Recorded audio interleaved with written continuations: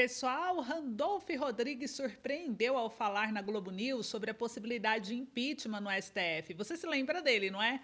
Líder do governo Lula no Congresso, uma das principais vozes do Planalto e figura de extrema confiança em Brasília. Pois bem, foi justamente ele quem acabou dizendo ao vivo algo que até poucos dias atrás parecia impensável. Durante a conversa, ele mencionou impeachment de ministro do STF, olhando diretamente para a jornalista Andréa Sade, que ficou visivelmente surpresa com a declaração. Agora eu vou te mostrar exatamente o que foi dito e, principalmente, o que pode estar por trás dessa mudança tão repentina. Por que essa fala não parece apenas um ato de coragem? Para muitos soa como uma verdadeira admissão, né? Então fica comigo até o finalzinho aqui desse vídeo, pois também falaremos sobre a vingança brutal que o Jorge Messias está preparando contra o ministro Alexandre de Moraes. Caso você ainda não seja inscrito aqui, já faça sua inscrição e ative o sino de notificação para não perder nada. Eu sou Ana Paula, sou de São Paulo, capital, e você está no canal Brasil Raiz. Aqui a gente traz toda a verdade para você, coisas que muitas vezes a grande mídia não te mostra do jeito que deveria te mostrar. Tudo aberto, tudo às claras, né? Então vamos ao vídeo já do Randolph aqui na Globo News. Eu vou colocar aqui o vídeo para vocês e a gente já vai comentar. Inclusive tem uma outra reviravolta que houve na percepção do governo quanto ao STF, eu também vou trazer e muito mais. Então, assista o vídeo, continue comigo e a gente vai trazer ainda outros desdobramentos aqui. Deixa eu mostrar para vocês já a tela, começando com esse da Globo News aqui. E eu quero saber a sua opinião. Vou compartilhar a tela toda que fica mais fácil para vocês visualizarem a informação, tá? Então, olha o climão ao vivo. Ontem foi utilizado muito, você acompanhou a sabatina, o termo autocontenção. Está mais do que na hora de voltarmos a debater uma reforma do judiciário. Mas eu também sou o primeiro a dizer que existe a prerrogativa do impeachment de ministros e essa prerrogativa é una e exclusiva do Senado. E ocorrendo desvio de conduta, é óbvio que o Senado, sempre que for provocado diante de desvio de conduta, deve atuar. Senador, eu perguntei para o senhor... Valdo, quer fazer pergunta antes? Claro. Você decide, ou eu ou você. Gente, olha o climão na Globo News. A esquerdista Andréa Sade ficou sem entender quando Randolph Rodrigues falou em autocrítica do STF, reforma do judiciário e até impeachment de ministro, tudo ao vivo. Por que esse discurso apareceu só agora, hein? Então, olha só, o deputado trouxe aqui, né, a respeito dessa matéria, dessa informação, e eu quero saber de vocês o que vocês acharam a respeito desse climão que ficou. Vocês acharam que ficou um climão? Conta aí para mim. Enquanto isso, vamos falar do Messias, que conversa com 8 ministros do STF e quer um tete-a-tete com o Moraes. Isso daqui não sou eu que estou dizendo não, gente. Isso aqui noticiou também, veio pelo jornal Metrópolis. Eu vou mostrar para vocês aqui agora a matéria aonde o Igor Gadelha, do jornal Metrópolis, trouxe. O Messias conversa com 8 ministros da STF e quer tete-a-tete com o Moraes, gente. Tá aqui, ó, para todo mundo ver a matéria. E o Jorge Messias conversou com ao menos 8 ministros da STF que procuraram o titular da AGU para prestar solidariedade após derrota no Senado. E o interessante, gente, que isso aqui chocou bastante o Brasil e dividiu bastante a internet, né, a respeito das opiniões, após o Senado rejeitar sua indicação ao STF, na quarta-feira, dia 29 de abril, o advogado-geral da União, Jorge Messias, já conversou com ao menos 8 dos atuais 10 ministros da Corte. As conversas se deram por mensagem de texto ou ligação telefônica e ocorreram por iniciativa dos ministros que procuraram Messias para prestar solidariedade após a derrota. E segundo apurou a coluna, o titular da AGU recebeu apoio dos ministros. Olha só, Gilmar Mendes, Cristiano Zanin, André Mendonça, Nunes Marques, Luiz Fux, Edson Fachin, Carmen Lúcia e Dias Toffoli. E aqui o Messias, ele quer um tete-a-tete aí com o Moraes, apontado como um dos algozes de Messias. O ministro Alexandre de Moraes também procurou o advogado-geral da União por mensagem de texto e por ligação telefônica, mas ele não teve resposta. E a aliados, Messias disse não guardar mágoas de Moraes, mas ressaltou que a conversa com o ministro para acertar os ponteiros entre eles precisará ser pessoalmente só os dois. Olha isso, gente! E aí aqui gerou a maior repercussão, né, sobre isso. Inclusive, o STF parece que não tem clima para barrar a dosimetria. Então, o jornal Poder 360 trouxe essa matéria, onde mostra que o STF não tem clima para barrar dosimetria no curto prazo. Ministros evitam confronto com o Congresso depois do veto derrubado de Lula. Resultado vai depender do relator, definido por sorteio. Então, o PT vai recorrer ao STF para tentar anular a derrubada do veto presidencial ao projeto de lei da dosimetria.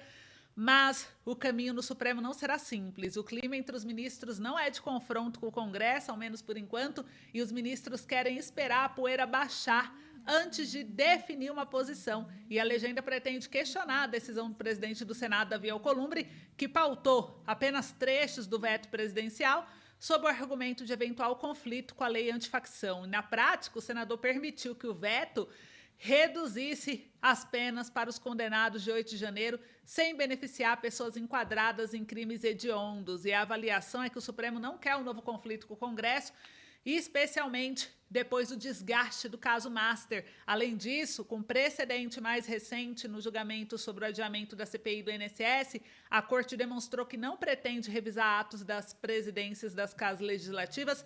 Também é possível que seja questionada a constitucionalidade da lei promulgada pelo Congresso. Nessa hipótese, será necessária uma análise pormenorizada no tribunal e do relator do caso, que será definido por sorteio. O resultado, porém, vai depender de quem for sorteado o relator da ação. Não há prevenção no caso, o nome sairá por sorteio e a avaliação muda conforme o ministro. E, segundo interlocutores, declarar a inconstitucionalidade agora ampliaria a tensão entre os poderes, e nos últimos anos a Corte acumulou atritos com o Legislativo, como o inquérito das fake news, que foi conduzida por Alexandre de Moraes, e a derrubada do orçamento secreto em 2022. O relator das condenações aí do 8 de janeiro foi o Alexandre de Moraes, que acumula o desgaste do caso Master e a suspeita de ter articulado contra Messias no jantar da véspera da votação fracassada para Lula no Senado. Dificilmente será ele a liderar uma ofensiva contra a dosimetria agora. E vale lembrar que o petista foi um dos principais aliados do ministro durante o revés da lei Magnitsky, né? E depois das sanções impostas pela administração Donald Trump, Partido Republicano, Lula articulou para que o governo americano retirasse as restrições contra o ministro e sua família. A Câmara aprovou o PL da dosimetria em 10 de dezembro. Em 12 de dezembro, os Estados Unidos retirou a Moraes da lista de sancionados. Os integrantes do governo negaram relação entre os eventos. E, ao vetar o projeto em 8 de janeiro desse ano, Lula alegou inconstitucionalidade e contrariedade ao interesse público. O argumento central era de que reduzir a resposta penal a crimes contra o Estado Democrático de Direito aumentaria a incidência desse tipo de delito. E o Executivo também apontou vício no processo legislativo. O Senado teria alterado pontos importantes do texto aprovado pela Câmara, sem devolvê-lo aos deputados para uma nova votação, como exige o rito bicameral da Constituição. Então, mesmo que o texto não tenha vício de inconstitucionalidade, o STF poderia moldar os efeitos da lei. Essa saída permitiria à Corte dar um recado político sem anular o texto por completo. A estratégia não é inédita. O Planalto evita encabeçar esse tipo de ação e usa partidos da base para questionar derrotas no Congresso. Então, em novembro do ano passado mesmo, o Congresso derrubou 52 vetos de Lula à Lei Geral de Licenciamento Ambiental. E a judicialização ficou a cargo dos partidos aliados, PSOL, Partido Verde, que entraram com ADIs no Supremo em dezembro. As ações distribuídas ao ministro Alexandre de Moraes ainda aguardam julgamento.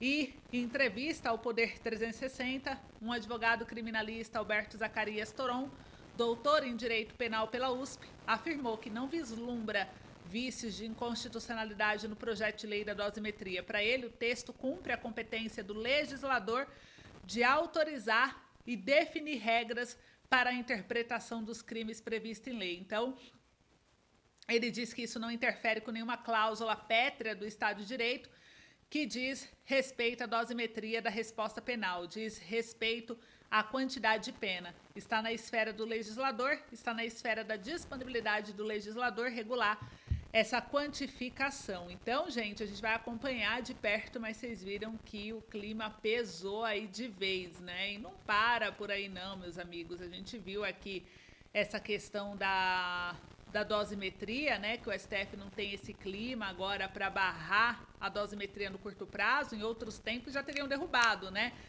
Mas a gente viu aí que agora o Lula começa a semana pressionado a buscar saídas para a crise política e deve se reunir com o ministro, né? Só para vocês verem aí que o Lula deve armar um plano essa semana e a gente vai acompanhar aqui de perto. Isso, quem trouxe essa matéria foi a CNN Brasil. Veja que o Lula começa a semana pressionado a buscar saídas para a crise política e deve se reunir com os ministros. A derrota no Senado é vista não apenas como um revés do governo, mas como um marco na relação entre os poderes. Então, o Lula já começa, desde essa segunda-feira, dia 4, pressionado a buscar saídas para a crise política, agravada pela rejeição do Senado à indicação do Jorge Messias para o STF. Hoje, o presidente teve reunião com o ministro da Justiça, o Wellington César, com quem deve tratar também do lançamento Brasil contra o Crime Organizado e deve se encontrar com os ministros da área política do governo essa semana para reorganizar a conjuntura política. E, de acordo com uma fonte, a CBN, o problema foi visto por integrantes do governo como estrutural, como o fato do governo não ter maioria no Congresso, além de estar próximo das eleições. O governo se divide, uma ala defende que Lula rompa relações com o Alcolumbre